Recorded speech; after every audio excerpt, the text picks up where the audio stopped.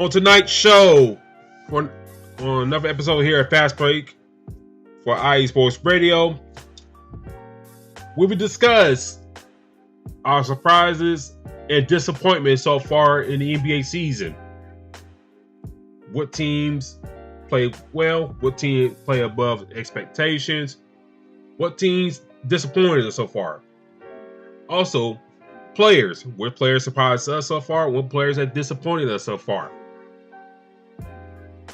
Does Isaiah Stewart need the Draymond Green treatment? We talk about his incident in Phoenix with one Drew Eubanks and what the league should do about him. Plus, Caitlin Clark passes Kelsey Plum as an all-time leading scorer for in women's basketball. What's the next step for Miss Caitlin Clark in her college journey? Plus, we'll go over the scores over in college basketball because there's no NBA this past week. But this is Fast Break, live on IE Sports Radio, your direct feed for all sports, and you're welcome to join us.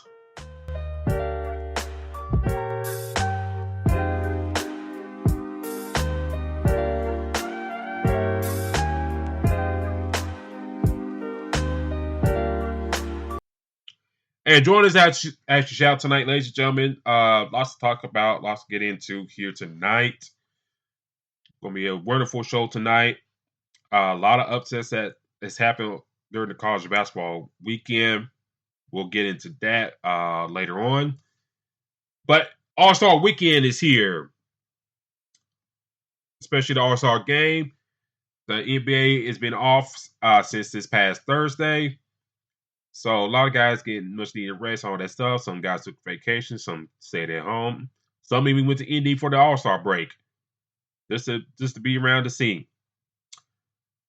But we're gonna get into all that here in a second. But D-Lock, how you doing tonight, sir? I'm doing pretty good. Paying attention to a lot of these All-Star different events as we do every year. So we've added a few spices onto it, obviously.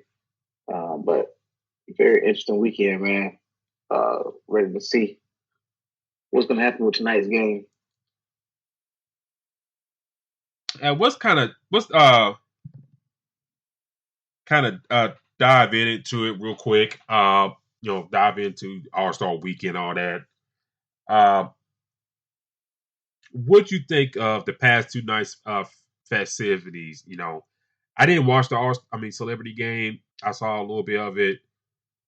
Micah Parsons played exactly like a football player does on a basketball court.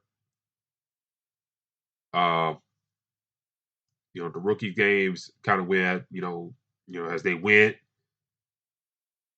What's your thoughts on the All-Star Weekend so far, and what's your expectations for tonight's game as well, and who you got winning? Like I said, obviously being very eventful with a few things. Celebrity Game was a huge deal, obviously for a lot of people. I know Shannon, I believe, coached the team. I think Stephen, they coached the other. So I think that played a huge part. Obviously, how they're, how things are going for them on First Take.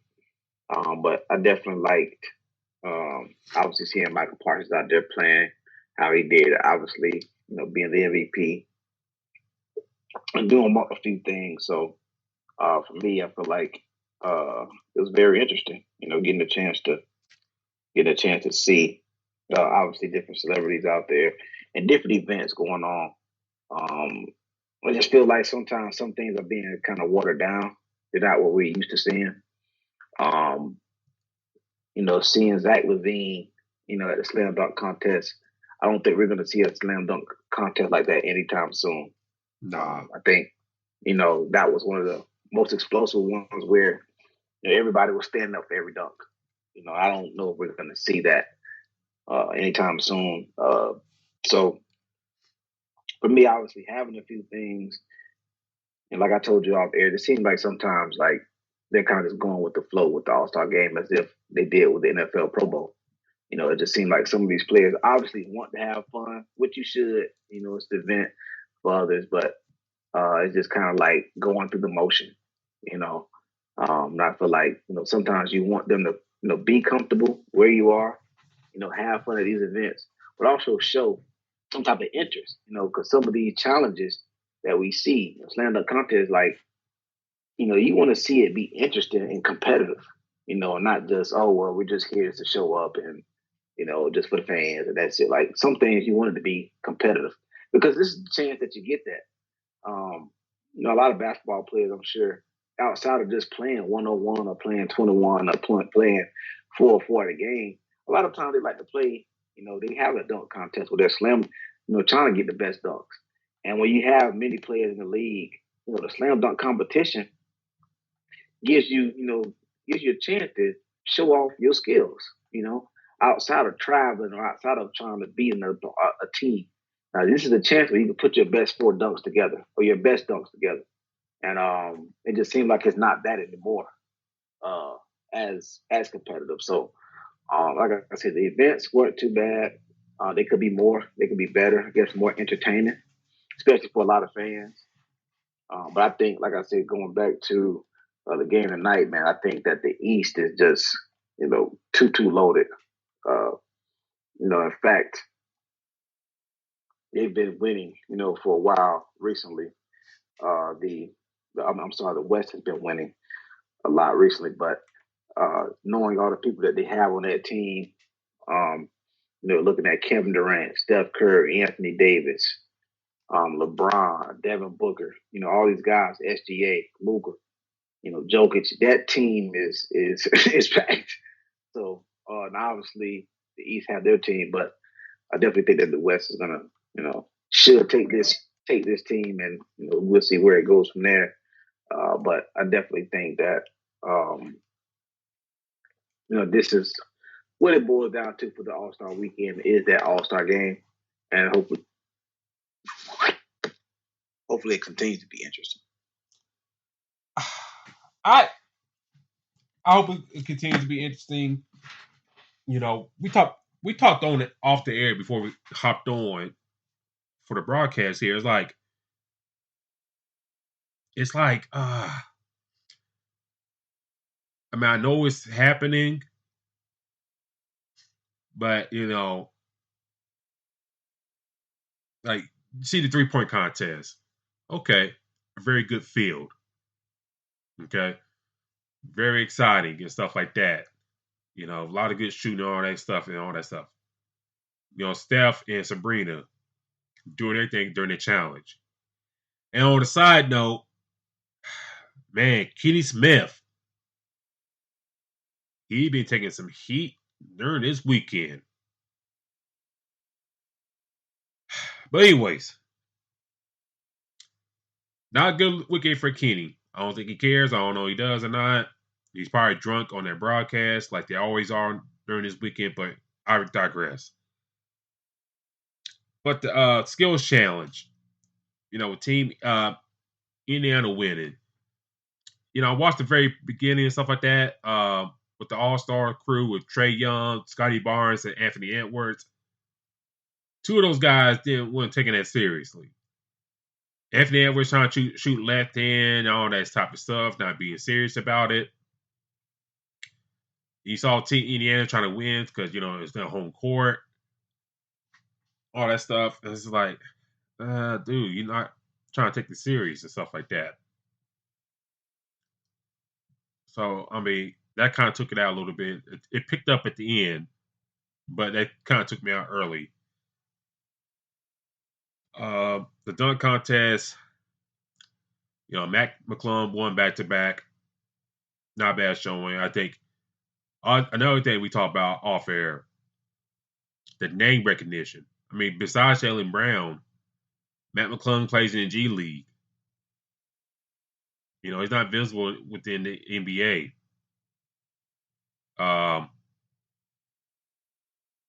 Toppin, same deal. Yes, his bird played for the Pacers, but same category. Jamie Jaquez has been a very, very fine addition for the Miami Heat. It should make all rookie first team.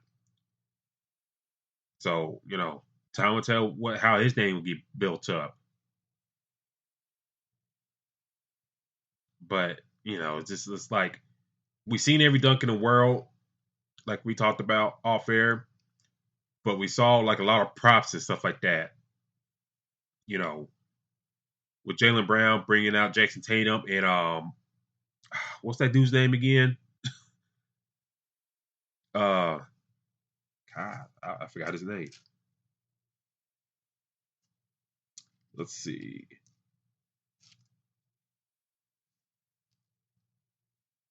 Let's see. I forgot the guy's name, but he had that guy brought him out as well, and his dunks weren't going over well. Jamie Gilchrist up over Shaq. All that good stuff. So we see I think we damn near see every dunk imaginable. I think as we're going to see more props and jumping over folks, it's going to be what we're going to see for the norm for the next few years, in my humble opinion. Did I enjoy watching it? Yes. Did I have it as background? At certain points, yeah. So was the commentary unbearable at times between Reggie and Kenny? Yes. So it's some things, I think they got to clean up. I think they got to maybe do something with the commentary team because I think it's just like Kenny is there. He's just talking. Reggie, I know he got the new contract on that stuff, but I think some people, they still ain't feeling him on commentary like that. So I know it's also wicked trying to be exotic and stuff like that, but sometimes don't go overboard for no reason. And then for the dunk contest, if John Morant's healthy next year, good to go, put him in. If Zion,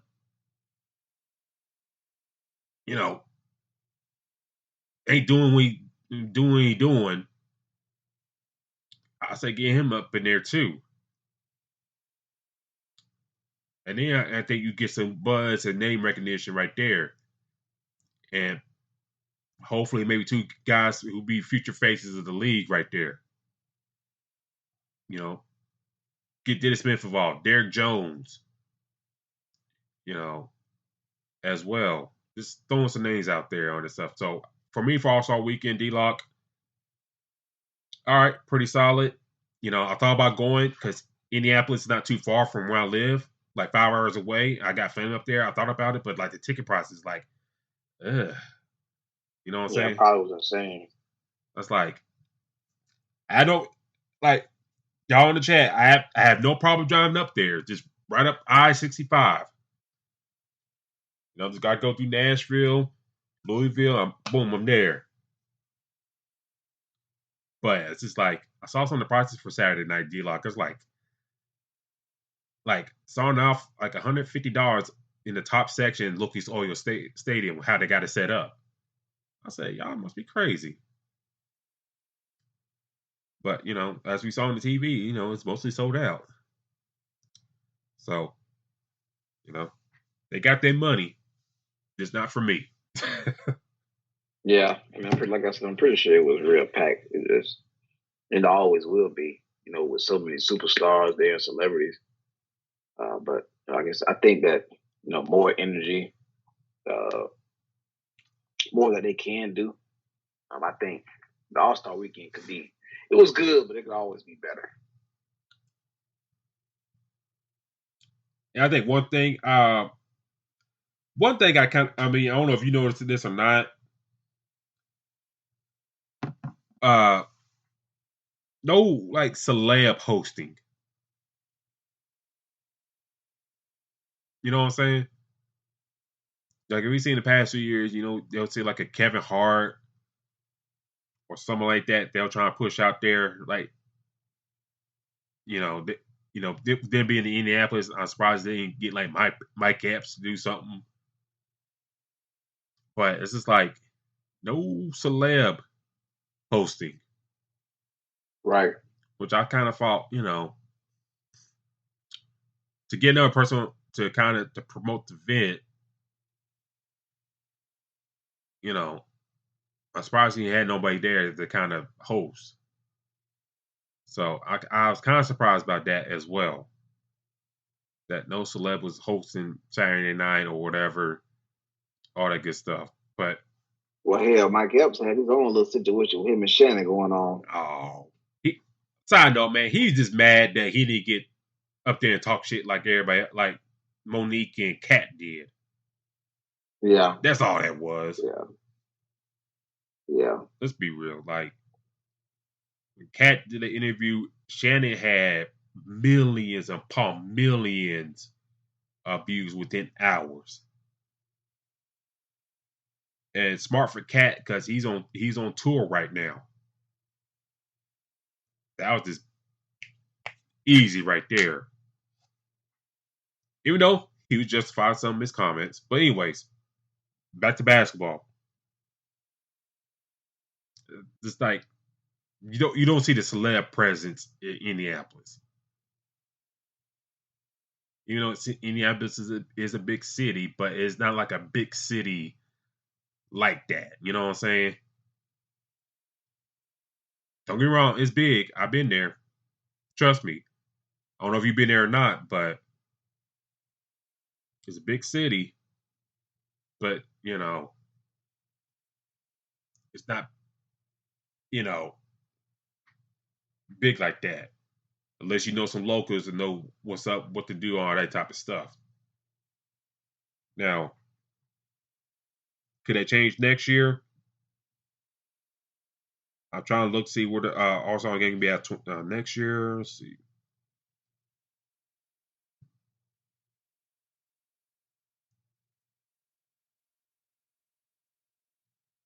Which are going to be over in San Fran next year. So,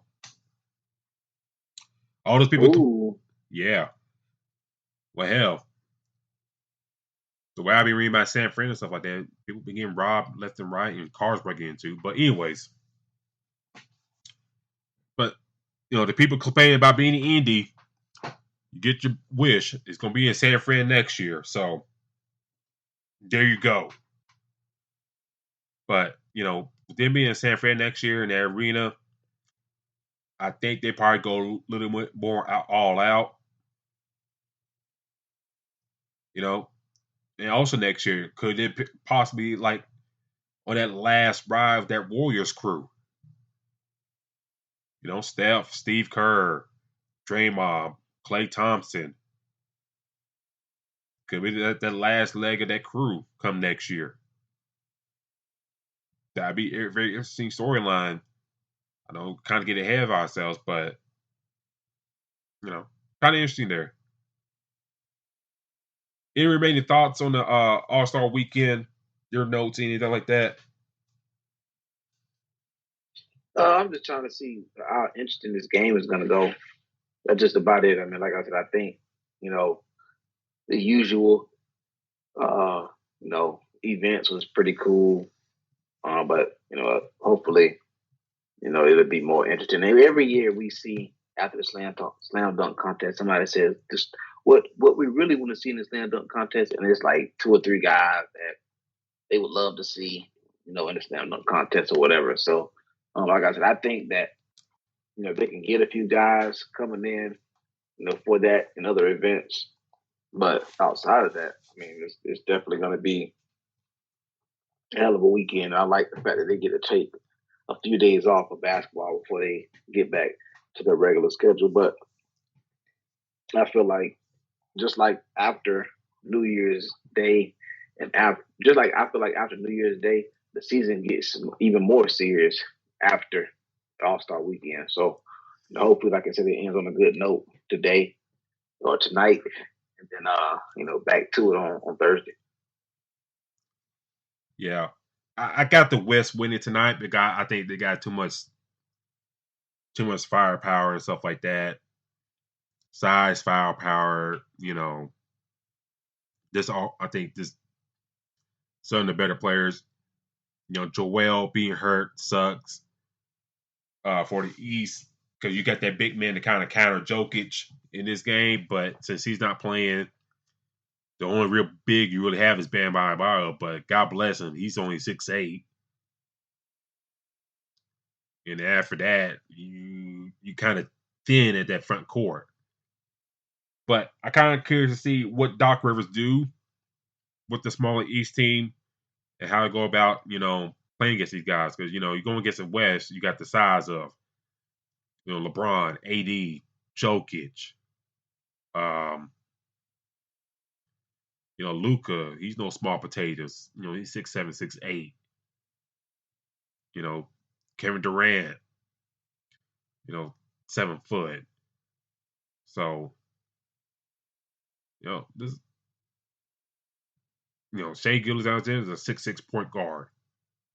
Kawhi back in the mix. Shout out to Kawhi. But I think the West wins. I think they win by double digits. And I think they get the victory. But I'll say this. Tyrese Halliburton will try his damage to get game MVP.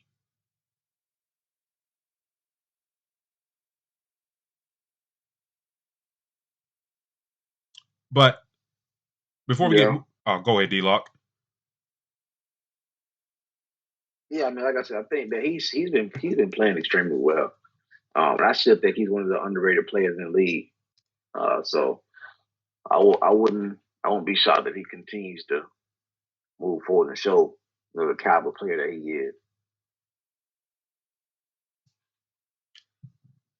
Oh yeah, and you see how like during the 3-point contest, you see how his shot is. It's like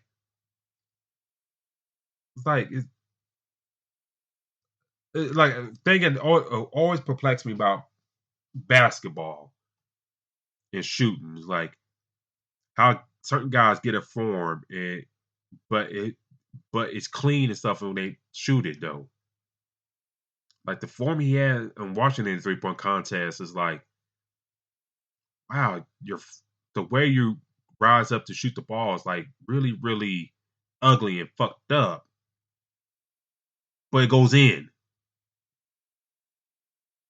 So I was just like, damn.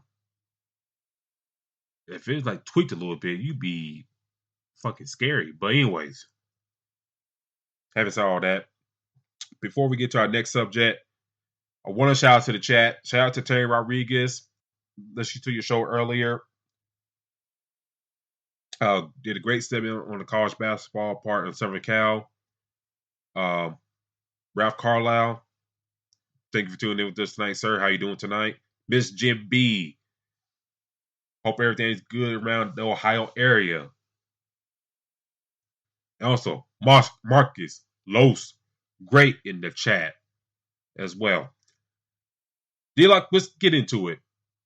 In the chat, y'all chime in as well.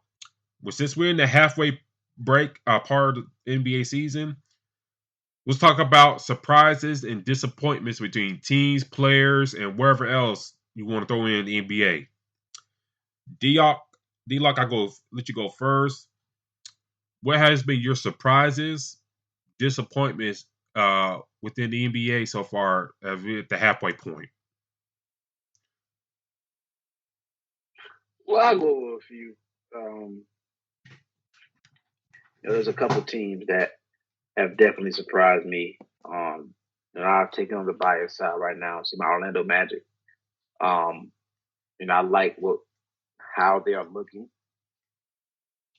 They, like I said, they are 30-25. Look like a team that can compete with a lot of teams. Last 10 games, they're 7-3. Look like a team that's, usually we see them at the bottom of the barrel. Usually we don't see this team being very competitive. They're usually at the bottom trying to figure out what the hell they're going to do in the draft around this time. And now they're actually in the mix, and I think that is a very huge thing for Orlando, the city of Orlando. But as I said before, hopefully this team can continue to not only pick this and continue to build this year, but build for years to come. Before the trade deadline, there were talks that Orlando was trying to add, a guard, into into this roster, and a veteran point guard. So I think that this team is moving in the right direction. If they can continue this, they can be scary for a long time. But that's the part that hopefully I can say that is surprising as well during the off seasons to come, is that they're keeping this team together and they're adding more pieces. If they can do that, I think this team would be pretty solid. Another surprise to me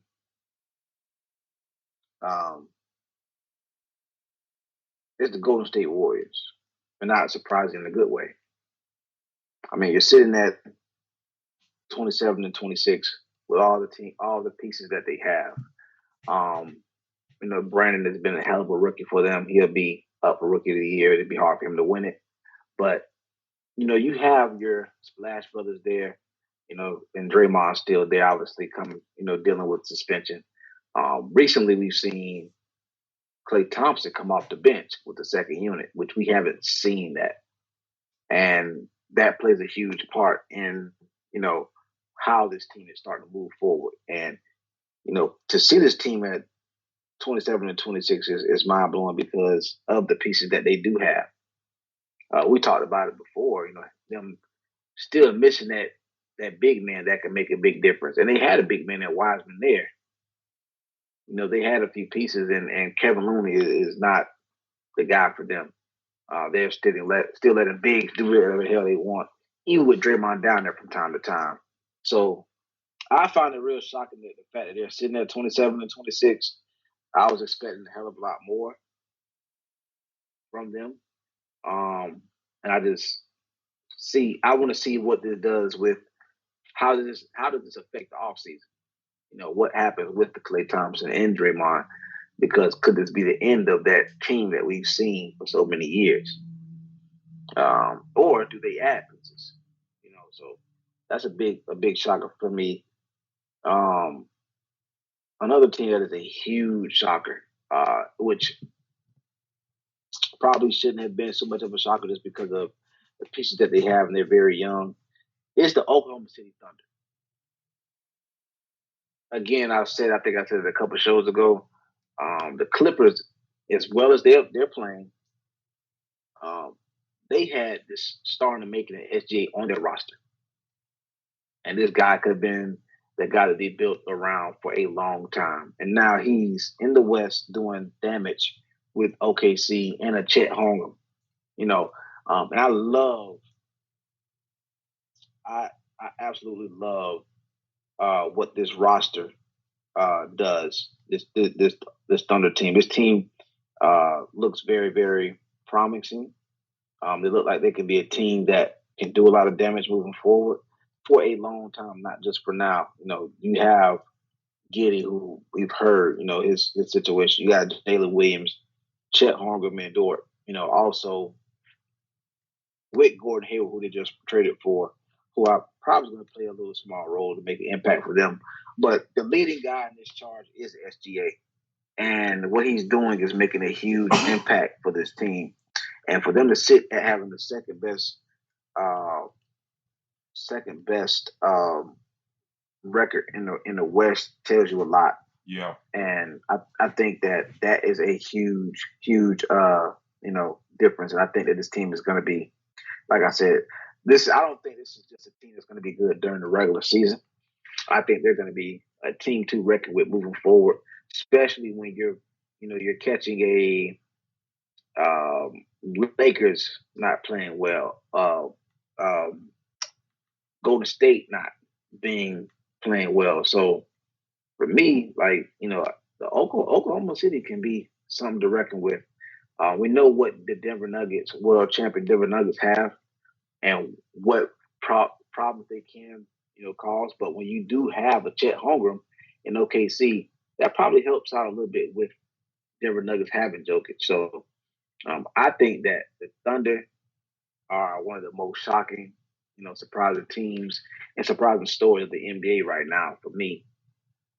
And another team I think, and I end on this one, I'm expecting a lot more. They did a lot for the trade.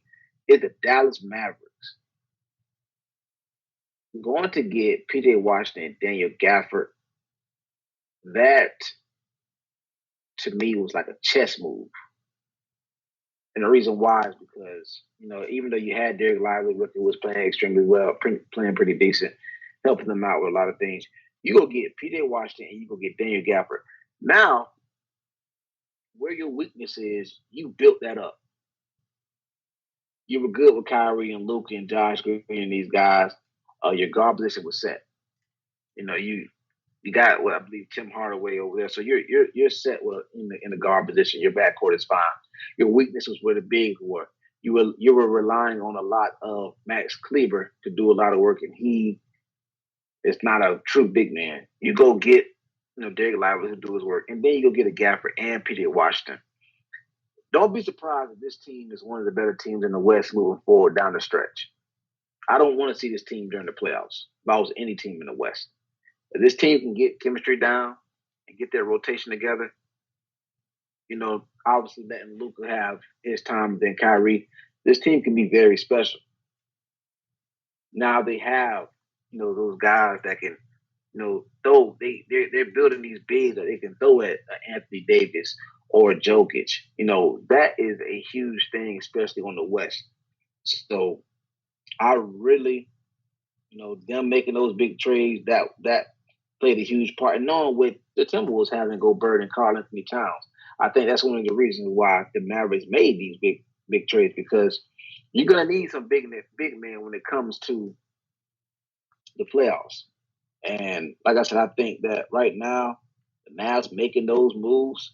Watch out for them moving forward. I don't want to see them in a 7-game series if I'm anybody, because now, like I said, you have the rotational guys. You already got to deal with Luka and Kyrie, and now you got some rebounders down there that can make some noise. So, again, there's a lot of different things going on in the NBA, but these are a few things that definitely caught my eye.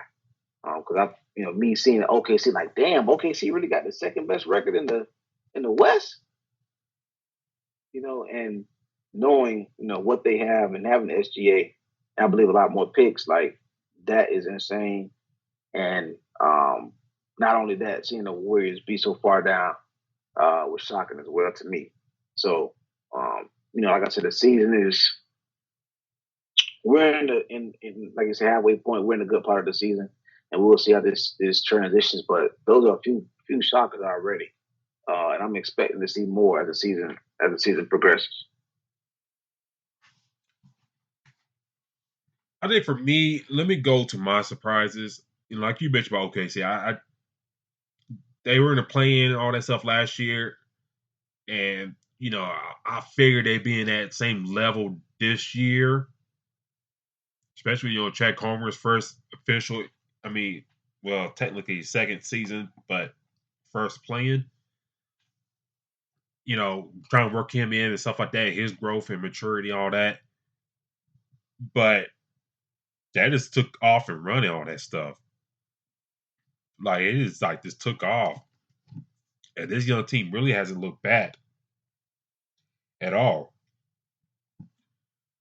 So that's a positive to me. And SGA, as long as he's healthy, I was gonna keep that train running for that team. Let's see. Minnesota, in the beginning of the season, we did our preview series. I was like, they'll be in the playoff mix, but I don't expect nothing much out. But very quietly, they have been one of the better teams on the road in the NBA and at home as well. Only teams that are better on the road is Boston and Cleveland. But Minnesota's up there, and the job that that organization's done this year has been pretty good, damn good. They put the Gobert mess behind them from last year. Mike Conley is the stable point guard. Anthony Edwards has continued taking steps and steps and steps as one of the better players in the NBA. You know, we're not. I think we're past the point that Karl Anthony Towns is supposed to be that dude, which is perfectly fine for that franchise. You know who they got now in that position. And everything's kind of fit into place with that team. Now, do I think they're gonna win a championship? Nah, I don't think it's gonna happen. But they want to step in the right direction. Now, with Minnesota though, is like, and you don't want to fall with this trap with Kevin Garnett. You know, yeah, you got this great player Anthony Edwards, but can you keep this sustained success with him? You know, coaching. You know, sometimes you kind of would have think maybe they change coaches in Minnesota to somebody else besides Flip Saunders. Good things maybe changed differently, or was it the West at that time still too stacked back then, playing against Kobe Shaq, Tim Duncan, Dirk Nowitzki, you know, Chris Webber and the Kings, all that, you know, the Blazers, all that. Was that too much to overcome for Garnett in Minnesota? Possible. But, you know, can they keep this up? You know, look at the standings. You know, OKC's right behind them. The Clippers, who kind of came to get stumbling, but they kind of caught themselves, and with a healthy Kawhi Leonard, I don't know how healthy he is, but they're 36-17. And we're talking about a team that possibly could be looking at first place here, not too far off. So I'm looking at Minnesota like, can y'all keep OKC and the Clippers at bay? I think that's one thing we got to look towards in the second part of the season. Does Minnesota stumble at the second half of the season? And people kind of question on it. Well, they ain't there yet, or can they keep their things at bay and finish come across the finish line first overall in the West? Another surprise for me, and Marcus brought this up in the chat, the Knicks, somewhat. Despite all the injuries to the team, D-Lock, at certain points of the year, Tom Thibodeau still got the machine going. You know, they really hadn't lost that place too much in the standings. I know Cleveland has kind of passed them, you know, since like late January, February. But, you know, they're sitting at fourth right now, tied with a half game ahead of Philly. Joel probably won't be back until at least April. I think trying to come back in March is stretching it. But if you're New York, okay, you know Joel's gonna be out. Indiana, they may hang around, but if you're New York, with Milwaukee not playing better since Doc took over, Cleveland seem like the guys are back healthy, but it seems like every time you look up, somebody's out for a few games. And Boston, who got at this All Star break, has got a 6-game winning streak, tied with the best with the Mavericks right now. Can they at least make it to the second seed? Get another win streak going. Get guys like OG, Julius Randle healthy. You know, can Mitchell Robinson come in and provide depth, you know, in that front court? Or, like Marcus alluded to, are the Knicks fools gold? Or just Tom Thibodeau run those dudes to the ground?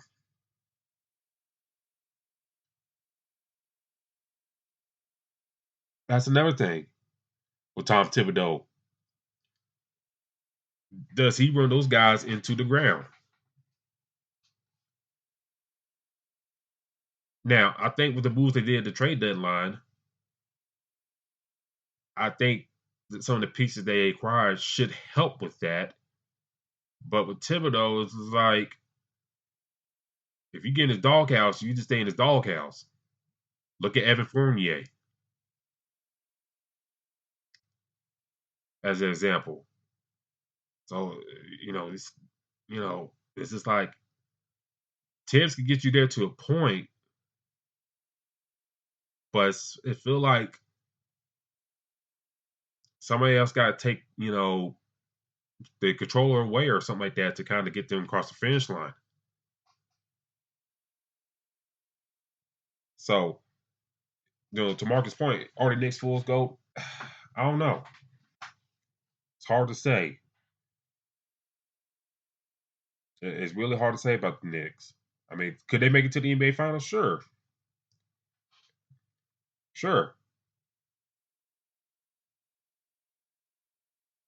But do those boys get tired out by the first round of playoffs? How hard they get pushed? Time will tell. Other surprises for me. I look player wise real quick. Jordan Poole. I thought at least at times we'd be talking about how crazy his stat line would be at different points of the year, but it really hasn't been like that. He's been averaging 15 points so far for Washington, and I thought one challenge I thought I had for him in the beginning of the season was like, can you be like a 25-point game scorer? You're on a bad team, you ain't going nowhere, just shoot away. And it's like, this is kind of quiet with them. Another surprise, staying in Washington, Wes Unseld getting fired. And I say surprise in this because it's like, Washington, we didn't expect nothing out of you. Not going anywhere. I don't know what this organization thinks should happen. I know some fans were happy about it, but like, where y'all want to go? What are you trying to do? I mean, I understand, not trying to bottom out and stuff like that, but just like, look y'all roster construction. Look what y'all put in, for that man to coach. What did y'all really expect?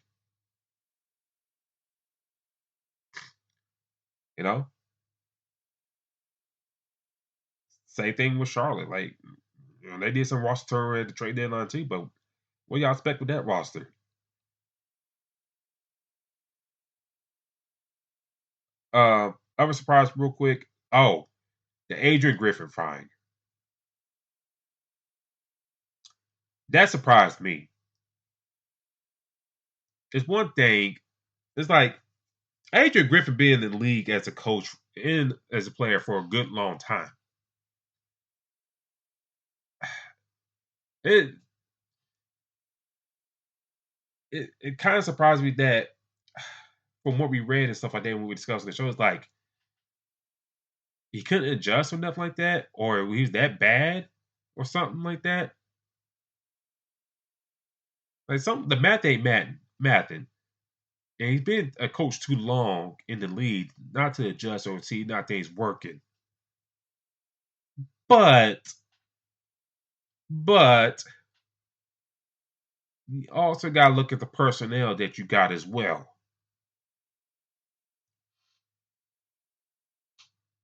Brook Lopez has never been a great defender. Let's be real about that. I think Giannis at times he plays hard, all that stuff, but it's just like I don't know. I really can't touch on Giannis. You know what I'm saying? It's just like He plays hard, goes strong to the paint and all that stuff. But it seemed like the things don't go his way. I don't know if he like shuts down whatever or just like I don't know what it is. It's just like that whole situation is just how it came back is just weird. And what the team put out the statement is just weird. If you still felt you contention and need a veteran coach, okay, move on, Mike, move on, or whatever. Get another veteran coach in there. If you wanted somebody like Doc, hire Doc for the jump. And then, to see him losing games at the way they've been losing. They lost to the Grizzlies last game. That's a shame. And we know the Grizzlies, since John Morant's out, Jerry Jackson out, Kennard's out, they've been kind of on tank mode in a sense. Right. To lose to them, I really can't say anything else. So if the players didn't like Griffin for whatever reason, his coaching style, whatever, hey, fine. But I just kind of wish they gave him the full year to kind of get things figured out.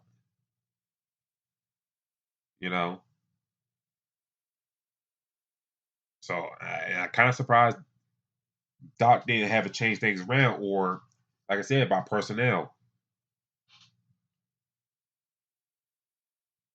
You're looking at the personnel of this team. It ain't what it was a few years ago. So, and you swapped Dame for Drew. Dame had never been known this big time defender either. Malik Beasley, same thing. So, those are my surprises so far. Disappointments, and for me, the Warriors, how they play, they still kind of hanging around like the Lakers are, even though I think the Lakers have been playing a little bit better here lately. I've also been disappointed in the Hawks. I thought, getting Quinn Snyder at full training camp, I thought, God, with him and his coaching ability to get the most out of like certain guys, I thought, okay, Deontay Murray, Trae Young in that backcourt, Bogdanovic, DeAndre Hunter, Clint Capella, some of those bench guys, I thought they'd be cooking. And it really hasn't happened. And we've seen the guys in the backcourt in trade rumors for the most part for the season. And then, Jalen Johnson has been a nice, great surprise. And he's kind of been the player that I envisioned DeAndre Hunter was supposed to be. And they gave DeAndre Hunter a extension not too long ago. So I expect them to try and move off him in the offseason. Other disappointed, the Spurs for me. I thought with Banya, I thought Pop would kind of turn up a notch and trying to make one last ride before he goes out. But I don't know about you, D-Lock. I wonder if San Antonio kind of pushed him out the door like, the Seahawks did with Pete Carroll and the Patriots did with Bill Belichick. Right. Because, we see with Banya playing and stuff like that, but it's just like the other horses around him ain't up to snuff. And I kind of wonder, as great as Pop is, all that stuff, Hall of Famer, all that, I wonder if he gets that Bill Belichick treatment. Maybe. Maybe not. I think with Popovich, I think he'll probably leave in the middle of the night before that'll happen. and leave a fake phone number and go about his business. But I don't know, man. It's like I thought they would come out the gate a little bit stronger than what they showed at times this year. And I know this team's young and stuff like that, but you see this team play at times. Yeah, Taryn. Yeah. I thought the Sparrows would be better too. Yeah, perfect comparison on Pop and Belichick. But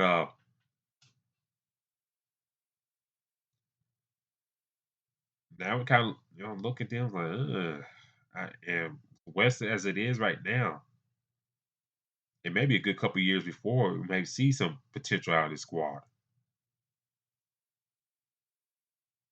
But that's why some people kind of trying to push for them to sign Austin Reeves. Maybe you need more stable horses to some of the guys you had.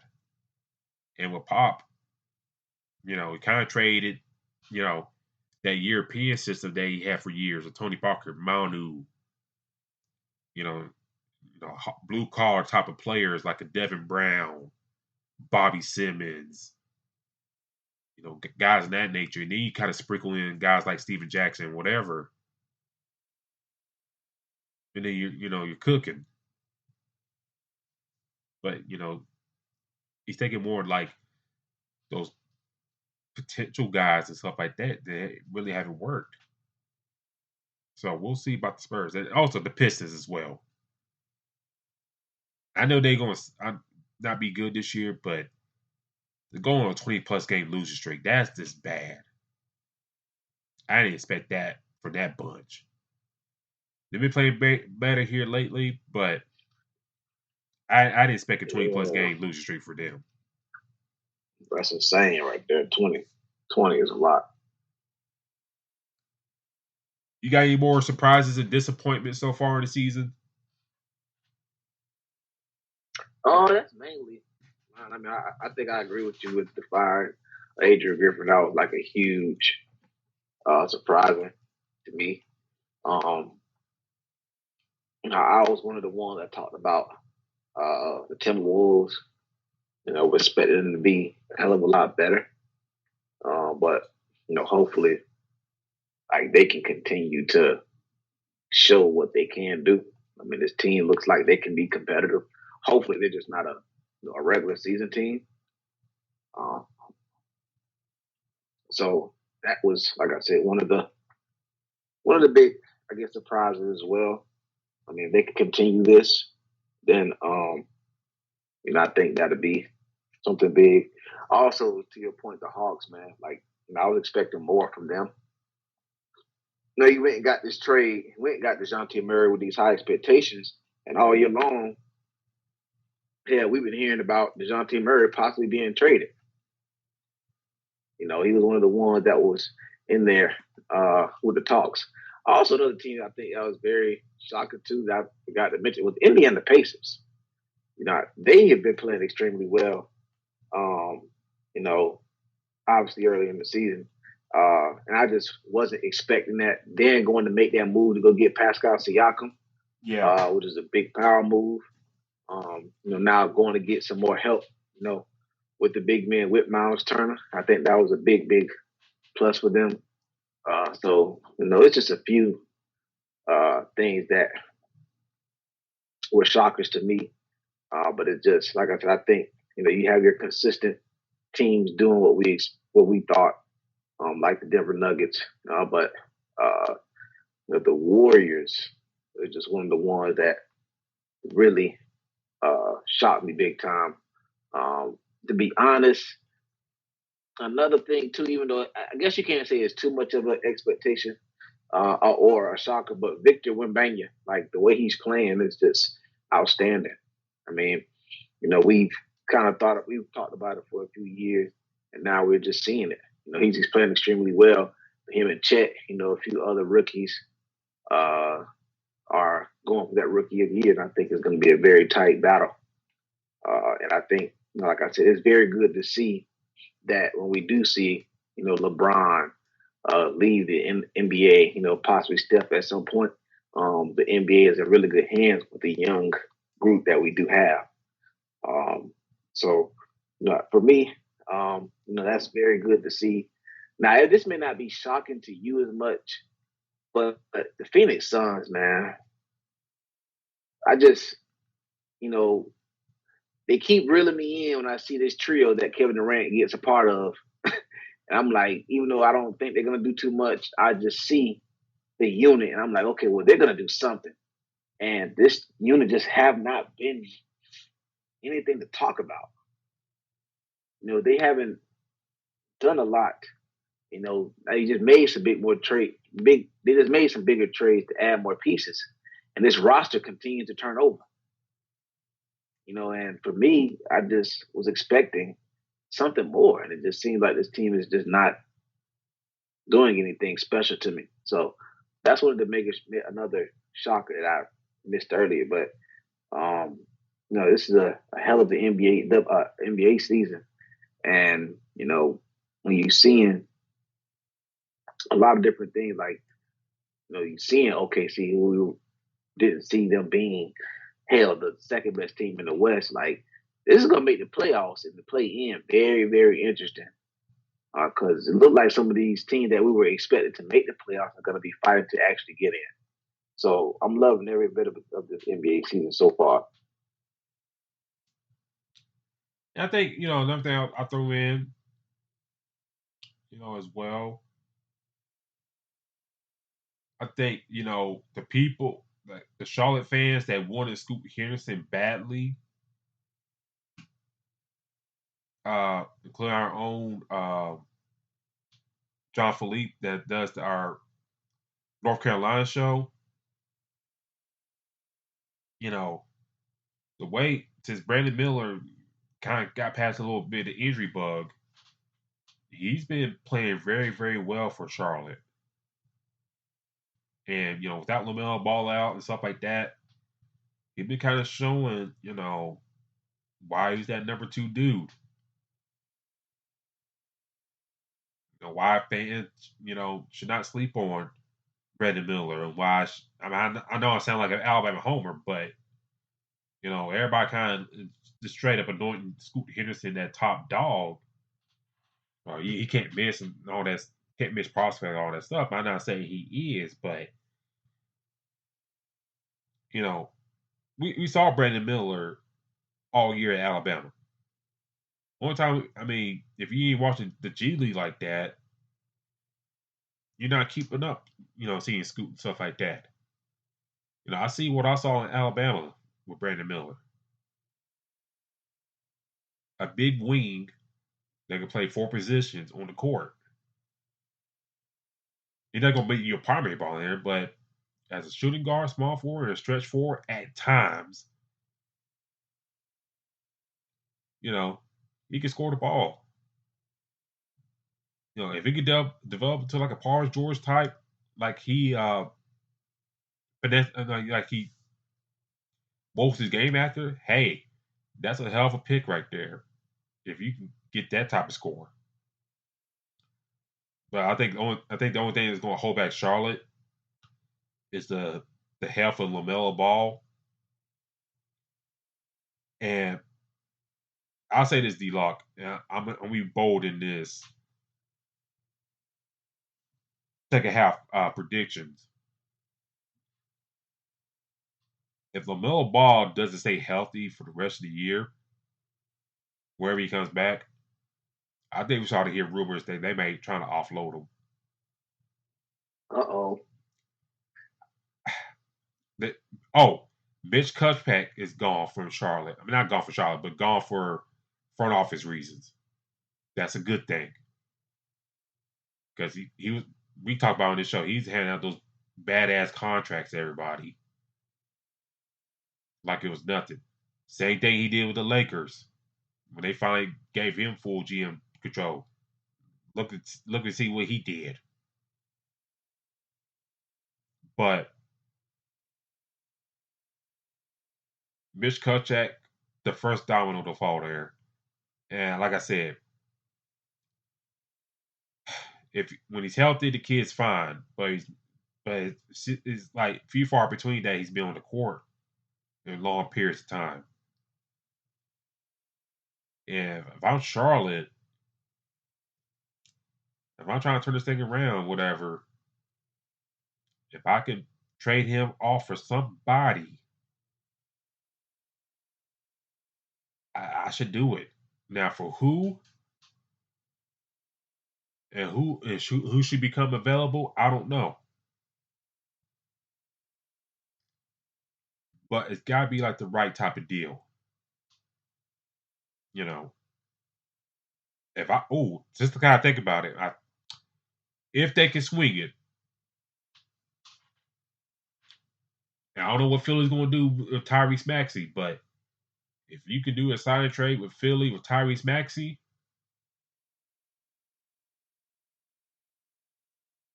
and sell that idea with LaMelo, if you're Charlotte, I would try to do something like that. Maxey still ain't got his max. He's made his first All-Star team this year. That's something I would look at if I'm Charlotte, that front office. Another possibility, I'm throwing out there.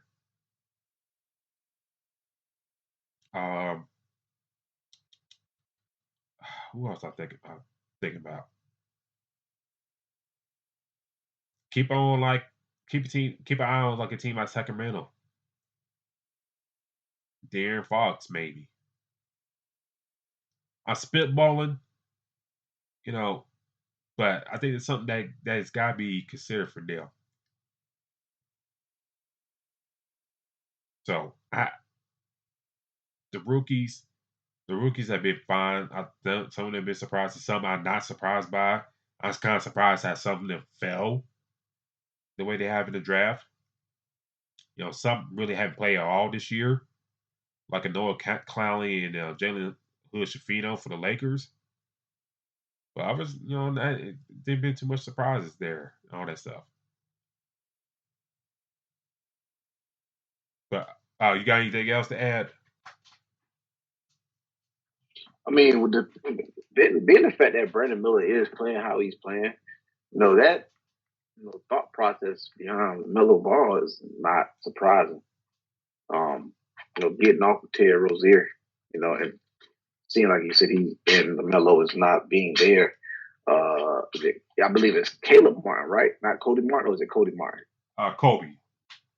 Cody. So Cody's playing pretty decent for them, and getting off of Gordon Hayward, they could be building around Brandon Miller, who is playing very well for them. So that's one to look out for, and it's going to be very interesting to see what teams actually dive in and try to be a part of that. Yeah, like I said, I'm spitballing, but why be on the hook for all this money for this guy and he can't stay in the court for y'all for a little bit? You know what I'm saying? And then if Nick Smith can develop in like any type of capacity, in the second half of the season for the Hornets,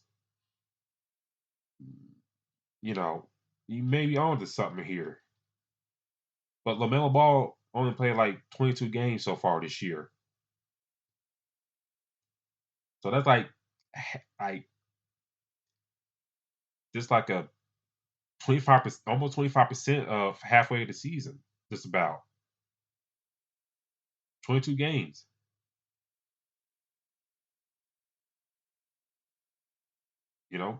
Brandon Miller has missed some games, but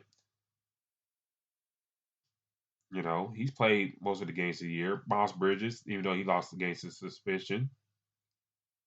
Trey Mann, the guy you got in the trade for OKC for Gordon Hayward, has looked pretty damn good. So, it's like some of those guards I just mentioned about Charlotte, if they can develop and play well and stuff like that, may have to make shift that roster. I still say you make a coach change too, but I don't know. It's all things considered. You just got to look at all the options you can. I mean, you keep them, but you got to look up all options. See what veteran teams out there kind of fishing for that final piece. You know what I'm saying? Trying to get a nice haul out of him. All that good stuff. But that's the thing. I mean, like I said, you get that opportunity and see what you can get. And you're building around your few pieces. And maybe this is a chance for Charlotte to find a way to progress forward.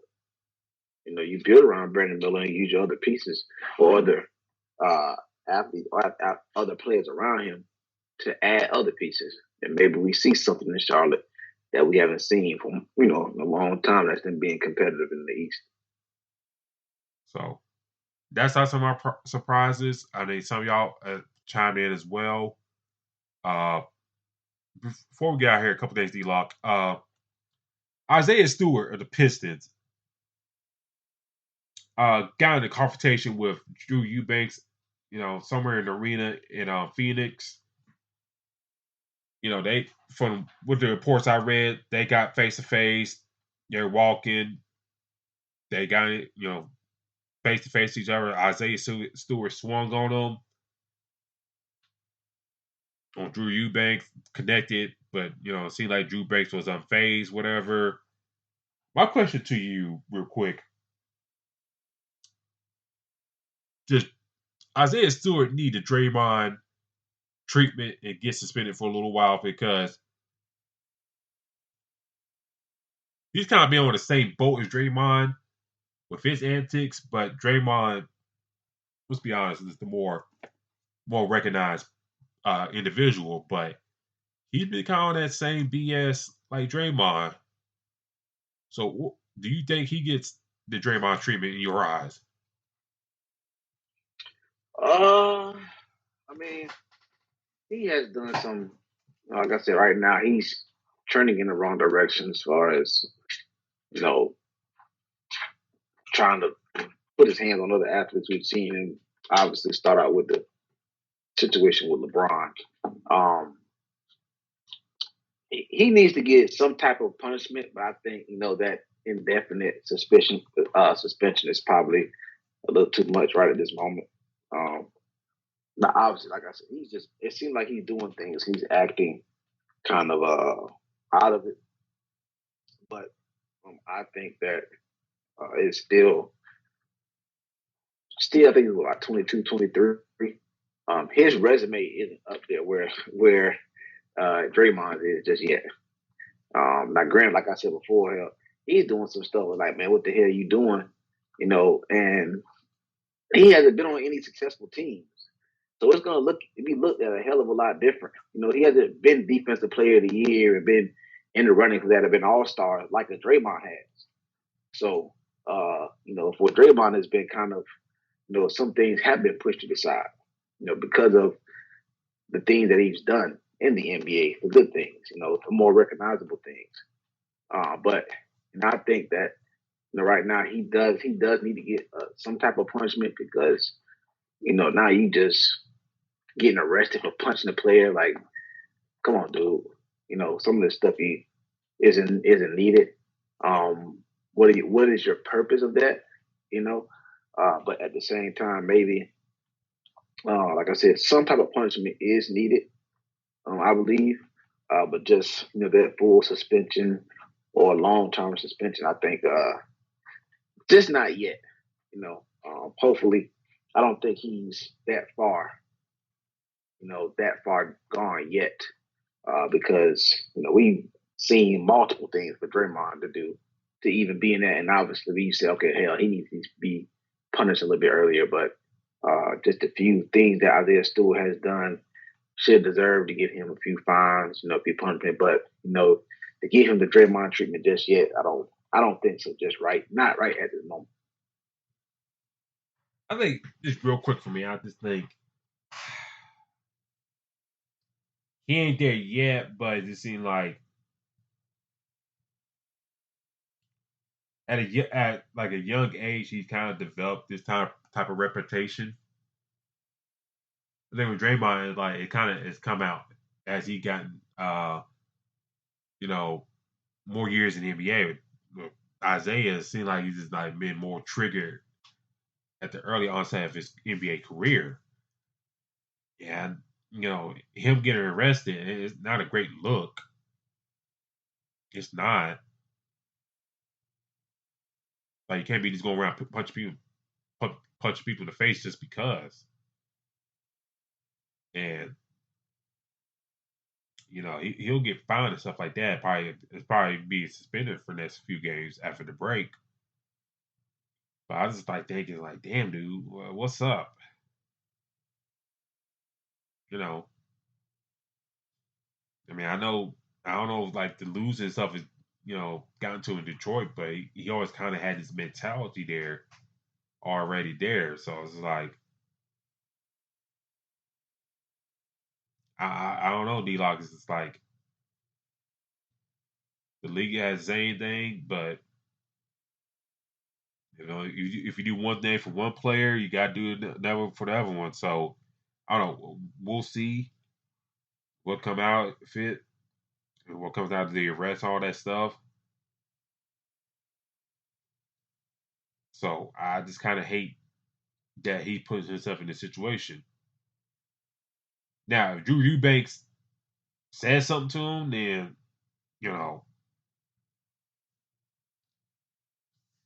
Drew Eubanks got to stand on that and all that type of stuff. But I think we talk more about Isaiah Stewart because he got a little bit more of the reputation. So I don't know. I'll let you have the last word real quick. Yeah, and that's my thing. Well, I just feel like, at this moment, obviously there's probably more to it. But again, we see him come on the scene, running at LeBron like they was at a let out of a club or something. And it just was like, okay, what's going on? And it just seemed like, again, you are putting this on your reputation, or putting this as part of your reputation. This is something that you don't want. Clearly, we're seeing what is going on with Draymond. So I'm not sure the reasoning for it. Like I said, I think the difference really is, a lot of stuff that we've seen Draymond do, right? It seems like sometimes we say, okay, he's overly being too physical in the game, doing things unintentional, stuff like that. The stuff that Isaiah Stewart ain't got shit to do with the damn basketball game. Yep. So it makes it look worse, And when that happens, now I go to your point of, hey, you don't want, this to happen and this person to just get the slap on the wrist, because they just doing stuff that is not even involved in the game of basketball. So, again, maybe this is stuff they need to crack down on early, to make sure that they're not, overly doing it. And for me, like I said, I think that it is a big deal, very, very big deal, when you have a player that is acting out of character just as a human, let alone a basketball player, like punching somebody or fighting somebody. You're not even on the basketball court yet. So maybe there is a sense of, like I said, a huge punishment that needs to be had, because, if you're doing this off the basketball court, like imagine when you get on the basketball court in a tempered, in a heated moment, which happens, especially when your team is getting their ass up every night. You got your team is losing. You might not be being involved in the game as much as you would like. The person is talking trash to you, whatever. Now you're really, tempted to, be physical with this person or do something outside of the sport of basketball. So, punishment is in order and definitely needed. Just the Draymond treatment, I think it's just a little too harsh just right at the moment, because it took, time for Draymond to build all this up. Granted, like I said, we've said multiple times, Draymond's tripping, he needs to be suspended or whatever. But I think, for this situation, with Isaiah Stewart, and I think that hopefully, he can get his act together on a few things. But, some of this stuff that he's doing is unnecessary and uncalled for. And we'll leave on that note. Real quick, checking in on the All-Star game real quick. The East are up 93-79 in the second quarter so far. Kevin Durant leading the way for the West with 12 points. For the West squad and for the East squad, so far, Damian Lillard, 22 points for him, 15 for Halliburton, the hometown player. 10 points off the bench for Tyrese Maxey, so good for him on that front. Real quick before we get out here, D-Lock, Caitlin Clark, she passed Kelsey Plum as the all-time women's leading scorer for college basketball. What are your thoughts on her passing that record the other day? And should this be the only thing she should hang her hat on for the rest of the season? Should the Hawkeyes should be aiming for a national title in your view? What's next for her to finish out the rest of this season? Well, first, I think that was a hell of a record to pass up. She's just been unbelievable. I mean, we've seen what other players have been doing so far. We talk about different players, but she's been very consistent. And for me, I think that they are a team that is going to be competing for that title. And I think, for her to get that record, her getting that title or competing for it would be a very, very huge deal. I mean, you talk about somebody right now that's averaging 30 plus points a game. So I think that this team is obviously one of the better teams in college, in women's basketball. To pass that record, that is a great historic record to see that. But I think now, to put the icing on the cake is to go get the title. And obviously, like I said, different than the NFL. College football is heading that way, adding more teams in the college football playoffs. But with so many different teams, up in the NCAA tournament, you're going to face some real good competition. And, I think, like I said, hopefully, Caitlin Clark has her team ready. But, big kudos to her breaking that record. That's a huge deal. But I'm pretty sure, like I said, ending the season with a title is, the biggest goal at the end of the day. I think that now, if she can get that, I think that'll be something huge, and very much competitive. But yeah, man, I think that, like I said, that's a big deal. But the only way, especially for her now at this point, a lot of things that she's done, go get that title. You can go get that. That caps off your college career in my eyes for her. I think it's great that she has break this record. I've seen some people trying to like Cheryl Swoops, Jay Williams trying to dismiss, not dismiss it, but kind of question her legacy and stuff like that. It's like, well, shit. I mean, breaking the scoring record is pretty damn hard to do. Pretty damn hard to do. Now, does she hold it for a long time? I don't know. We'll see, because the way Miss Juju Walker's been playing this year, I think, she may make a case for it by year 4. Yes, Taryn. She broke the record in 4 seasons.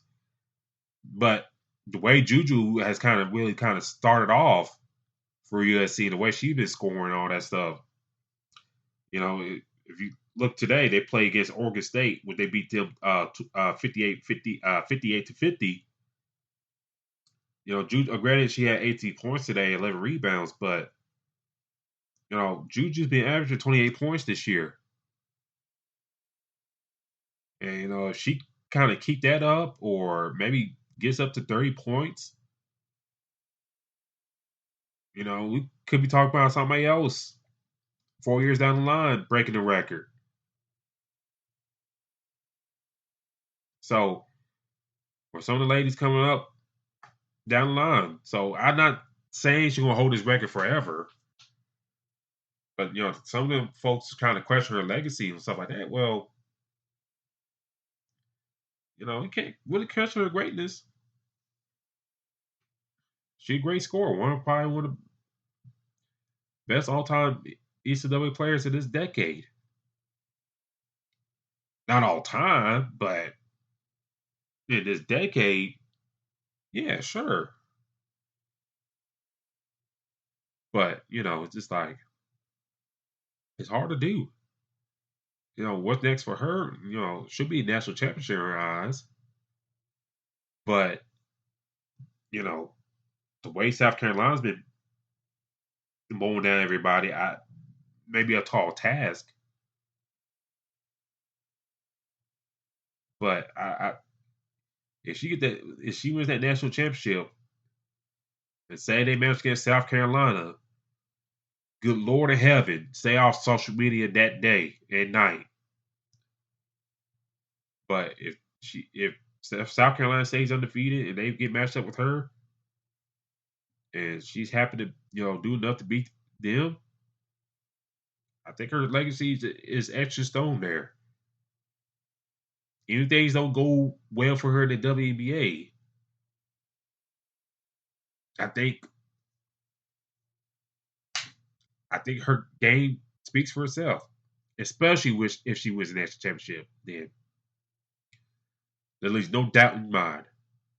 National championship, broken NCAA scoring record, potential national player of the year, All-American. I mean, you can't compete against that. And you throw her in the likes of Cheryl Miller, Sue Bird, Brittany Griner, Shamika Holtzclaw, whoever else you want to throw in there. But I give her my props. She has done her damn thing this year.